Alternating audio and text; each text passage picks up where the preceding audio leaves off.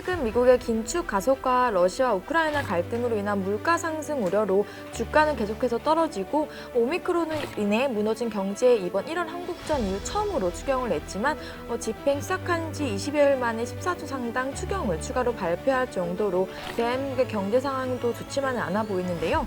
과거 악재로 인한 시장의 하락 움직임은 어땠을까요?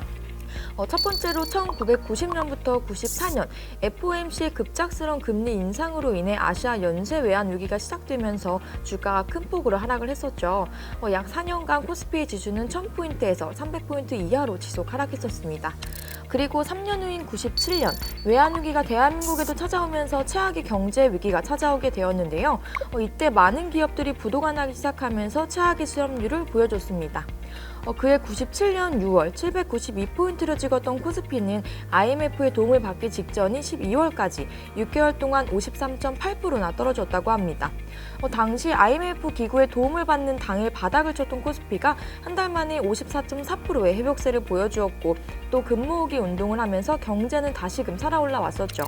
그러던 중 위기와 공포는 방심하고 있을 때에 오는데요.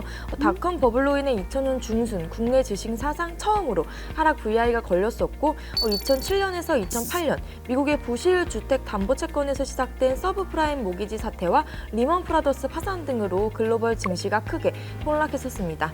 당시 서브프라임 모기지 사태로 미국 증시는 1년 4월간 마이너스 50%의 하락을 보여줬으며 국내 증시는 1년 1개월 동안 48%의 주가가 하락했었는데요. 그래도 당시 한국은 미국의 파생 상품에 투자한 금액이 크지 않았기 때문에 V 반등으로 다시 올라갔습니다. 그리고 2018년 미국과 중국이 무역전쟁이 일어나면서 국내 증시는 한번 휘청거렸었는데 이 무역전쟁은 당시 미국이 중국과의 무역에서 적자가 계속 확대되자 중국산 수입품의 3분의 2에 이르는 품목에 대해 약 20%의 보호관세를 부과하였고 중국도 미국산 수입품의 3분의 2에 달하는 품목에 대해서 같은 수준의 보고관세를 부과하면서 시작되었습니다. 당시 국내 산업의 피해액은 3조 9천억억 정도라는 연구 결과도 나왔다고 합니다.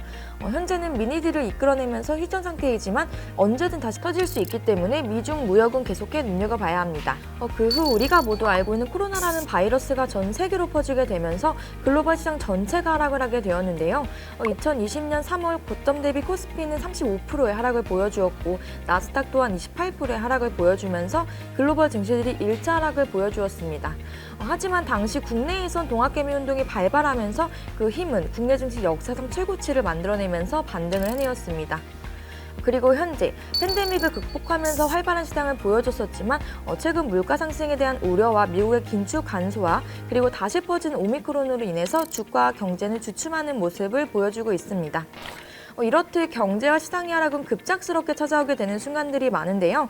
반복되는 시장 폭락 속에서 살아남기 위해선 지난 상황들을 복귀하는 자세와 꾸준한 공부만이 미래를 대비할 수 있는 길이 되지 않을까 합니다.